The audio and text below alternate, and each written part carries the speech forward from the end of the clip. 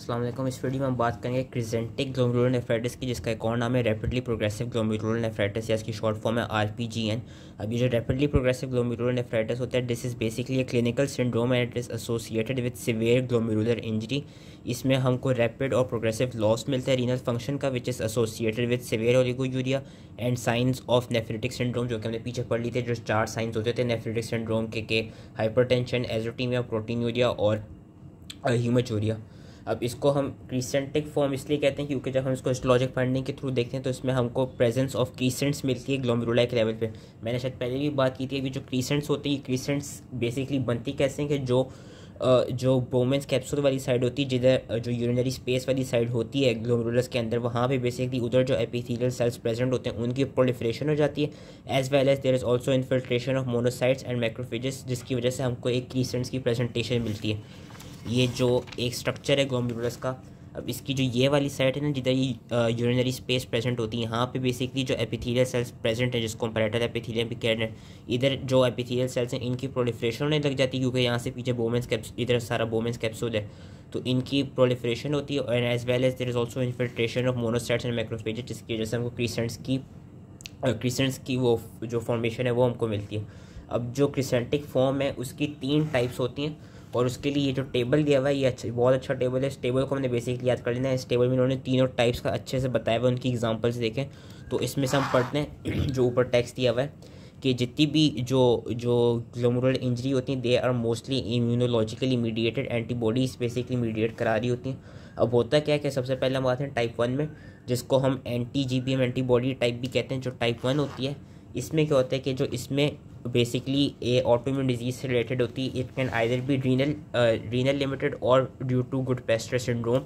Good-Pasteur syndrome ने third day में भी थोड़ा सा पढ़ा था। इसमें होता क्या है कि जो टाइप 1 होती है उसमें जो anti GBM antibody mediated disease होती है, and it is characterize by linear deposit of IgG and in many cases C3 in the glomerular basement membrane. हमने पहले पढ़ा था कि जो भी ऑटोइम्यून डिजीज़ होगी उसमें जो वो बनती हैं, जो इम्यूनोफ्लोरेंस के थ्रू हमको जो एक पैटर्न नज़र आता है उनका इम्यून डिपॉजिट्स का, दैट इज़ लीनियर पैटर्न। तो ये चीज़ उन्होंने बेसिकली बताई हुई कि यहाँ पे हमको लीनियर डिपॉजिट मिलते हैं। किसके मिलते हैं?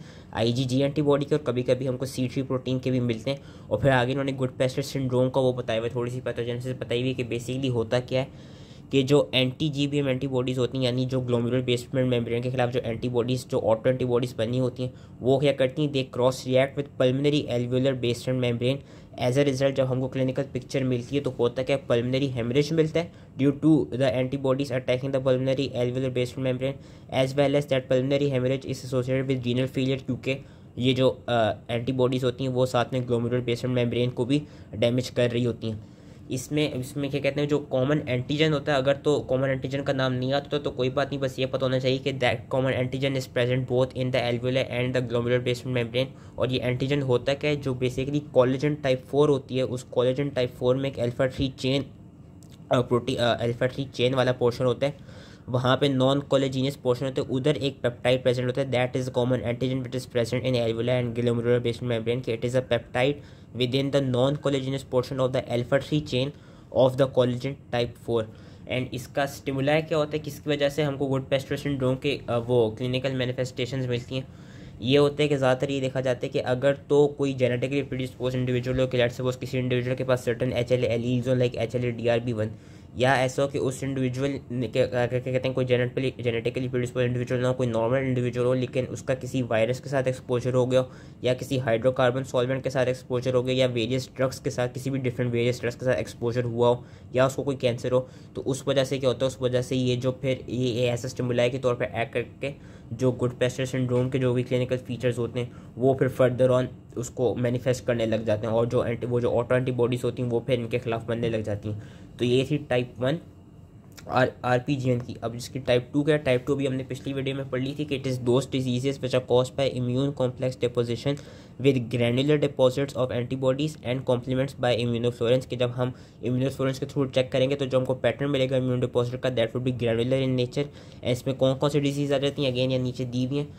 पोस्ट इन्फेक्शियस ग्लोमेरुलर नेफ्राइटिस, जो कि भी हमने पीछे पढ़ा था, लूपस नेफ्राइटिस, आईजीए नेफ्रोपैथी, और हीनोस्कोलिन पर्पुरा, ये भी एक क्या कहते हैं एक डिजीज़ होती है। तो इसका बस उन्होंने इतना सही दिया हुआ है। बाकी लास्ट में हमारे पास जो टाइप 3 आती है, टाइप 3 को हम कहते हैं posse immune crescentic glomerular nephritis. इसको हम posse immune crescentic glomerular nephritis कहते हैं। उसमें एक जो हमको एक चीज़ मिलती है वो ये मिलती है कि इसमें ना ही हमको वो मिलेंगे, ना ही हमको ऑटो एंटीबॉडीज़ मिलेंगी कि एंटी-जीवी एंटीबॉडीज़ भी नहीं मिलेंगी, और ना ही हमको कोई इम्यून कॉम्प्लेक्सेस मिलेंगे जब हम इनको बहुत इम्यूनोफ्लोरेंस और इलेक्ट्रॉन माइक्रोस्कोपी के थ्रू डिटेक्ट कर रहे होते हैं। इसमें हमको एक टिपिकल चीज़ मिलती है, हमको इसमें एंटी न्यूट्रोफिल साइटोप्लाज्मिक एंटीबॉडीज़ मिलती हैं जिसको हम ANCA भी कहते हैं। अगेन ये टेबल अच्छे से याद कर लेना है। पॉसी इम्यून क्रिसेंटिक फॉर्म में क्या होता है, पॉसी इम्यून क्रिसेंटिक फॉर्म है उसमें ना ही हमको कोई ऑटो एंटीबॉडीज़ मिलेंगी और ना ही हमें कोई इम्यून कॉम्प्लेक्सेस मिलेंगे। इसमें हमको एंटी न्यूट्रोफिल साइटोप्लाज्मिक एंटीबॉडीज़ होती हैं, जिनकी फिर फर्दर 2 टाइप्स आ जाती हैं, साइटोप्लाज्मिक जिसको हम CANCA कहते हैं, और पेरीन्यूक्लियर जिसको हम PANCA कहते हैं। और जो ये वाला जो posse immune mediated glomerular nephritis होता है, that is most of the time it is idiopathic, लेकिन कभी कभी ये किसी और डिजीज़ का कंपोनेंट होता है, लाइक सिस्टेमिक वेस्कुलाइटिस और माइक्रोस्कोपिक पॉलीएंजाइटिस के। ये देखा गया कि ये जो एक वैगनर ग्रैन्युलोमेटोसिस एक डिजीज़ होती है उसका कंपोनेंट होता है RPGN, या कभी कभी जो माइक्रोस्कोपिक पॉलीएंजाइटिस एक डिजीज़ होती है उसका कंपोनेंट होता है RPGN। तो ये बस इन्होंने इधर टेबल में भी यही चीज़ इन्होंने दी हुई है कि ANC एसोसिएटेड होता है, इडियोपैथिक होता है, वैगनर ग्रैन्युलोमेटोसिस का कंपोनेंट होता है, या माइक्रोस्कोपिक पॉलीएंजाइटिस का कंपोनेंट होता है posse immune mediated glomerular nephritis. अब इसमें जो इडियोपैथिक था इसमें उन्होंने अलग से बताया हुआ, जो इडियोपैथिक होगा उसमें हमें जो CANC हैं और जो PANC हैं, यानी जो साइटोप्लाज्मिक एंटी न्यूट्रोफिलिक एंटीबॉडीज़ हैं और जो perinuclear anti neutrophilic cytoplasmic antibodies हैं, वो हमको रेस्ट मिलती हैं अपने सीरम में। एक और जो चीज़ उन्होंने बताई हुई, जो कि अगर ना भी आता तो कोई बात नहीं, उन्होंने CANC का अलग से नाम और PANC का अलग से नाम बताया हुआ है। CANC is also known as PR3ANCA, क्योंकि इसमें बेसिकली ये जो एंटीबॉडीज़ होती हैं ये वाली, these are produce against the neutrophilic granular protein known as proteinase 3, इसलिए हम CANCA को कभी कभी PR3ANCA भी कहते हैं। और जो पेरी न्यूट्रोफिलिक ANC है उसको हम MPOANCA इसलिए कहते हैं क्योंकि इसमें जो ये वाली एंटीबॉडीज़ होती हैं, these are basically made against myeloperoxidase enzyme which is present in neutrophil.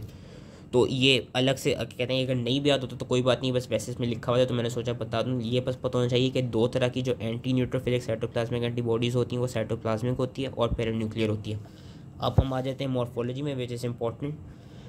हर तरह की जो RPGN उसमें देखा गया कि जो किडनीज होंगी वो इनलार्ज्ड होंगी, पेल होंगी, पेटेचियल हेमरेज मिलेगा कॉर्टिकल सरफेस पे, glomeruli would show focal and segmental necrosis, और हमको डिफ्यूज़ और फोकल एंडोथेलियल प्रोलिफरेशन मिलेगी, as well as mesangial cells की प्रोलिफरेशन मिलेगी।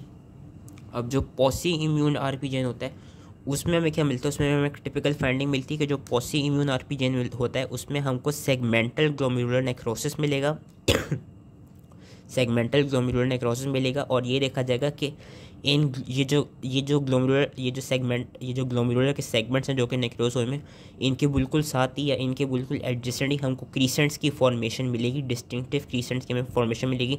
And these crescents would be uninvolved by inflammatory और प्रोलिफरेटिव चेंजेस। कि segmental glomerular necrosis and distinctive crescents adjacent to the glomerular segments uninvolved by inflammatory और proliferative changes is the feature most typical to pauci immune RPGN। वैसे क्रीसेंट्स की formation कैसे होती है वो अभी हमने पीछे भी पढ़ा था कि crescents are formed by proliferation of glomerular epithelial cells and by migration of the monocytes and macrophages into the urinary space. कभी कभी वहाँ पे न्यूट्रोफिल्स और लिम्फोसाइट्स भी हमें नज़र आ जाते हैं। ये जो क्रीसेंट्स होते हैं ये क्या करते हैं, they obliterate the urinary space and they compress the glomerular tuft.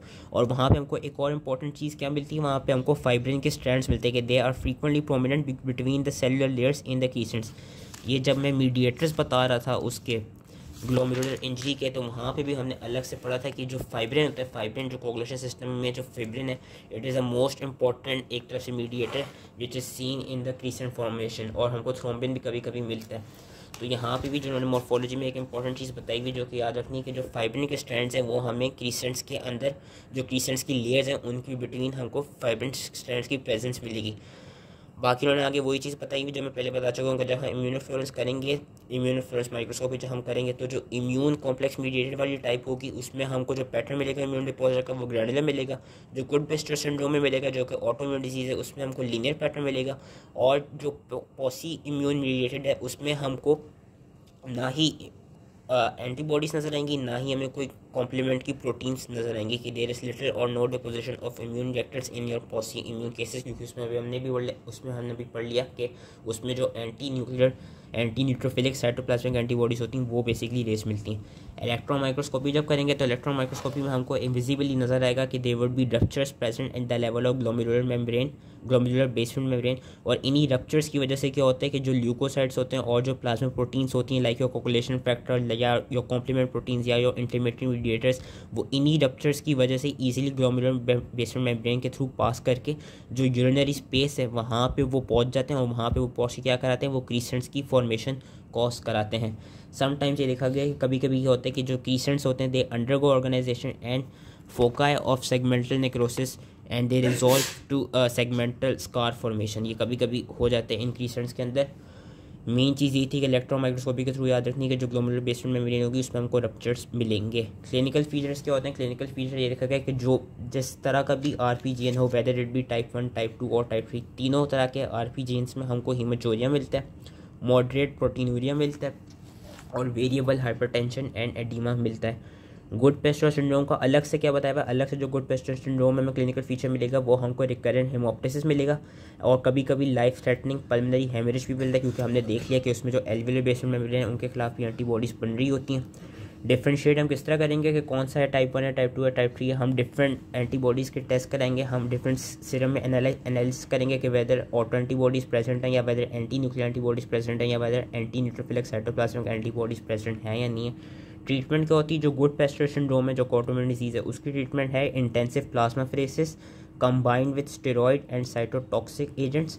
उसके अलावा बाकी जितनी भी RP-GNs हैं जो कि टाइप 2 और टाइप 3 में आते हैं उनकी ट्रीटमेंट के लिए हम स्टेरॉइड्स और साइटोटॉक्सिक एजेंट्स देते हैं। और ये देखा गया कि जो टाइप 2 और टाइप 3 वाले RP-GN होते हैं अगर तो वो लेट स्टेज में डिस्कवर हों तो उनमें स्टेरॉइड और साइटोटॉक्सिक एजेंट की थेरेपी इतना यूजुअली इफेक्टिव नहीं होती कि इवेंचुअली उन पेशेंट्स को क्रॉनिक डायलिसिस या किडनी ट्रांसप्लांटेशन की ज़रूरत पड़ जाती है।